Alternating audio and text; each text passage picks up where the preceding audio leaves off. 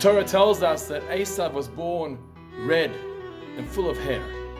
It was an indication of his character trait. He was a murderer, he was a hunter. But later on in history, we learn about the episode of Shmuel the prophet being told to appoint King David as king. And when he meets David, young David, for the very first time, he sees that he also has a ruddy complexion, and he gets nervous. Maybe this young man is like Esav, they've both got a ruddy complexion. And maybe King David is a murderer and a hunter like Esav was. And God calms him down, and he says, Esav killed in cold blood.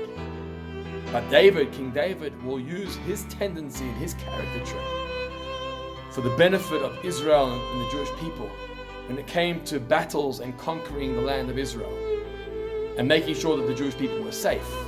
King David led that.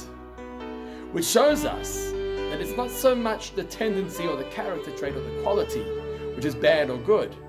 It's really about the individual and what he chooses to do with it. You could have someone who has a murderous character, but he channels that in the right direction.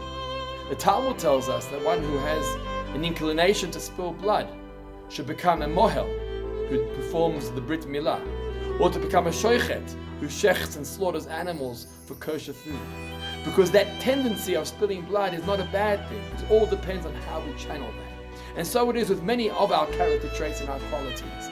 It's not good or bad, it's the way we channel them. Like King David channeled his character trait for the sake of Israel and the Jewish people. Shabbat shalom.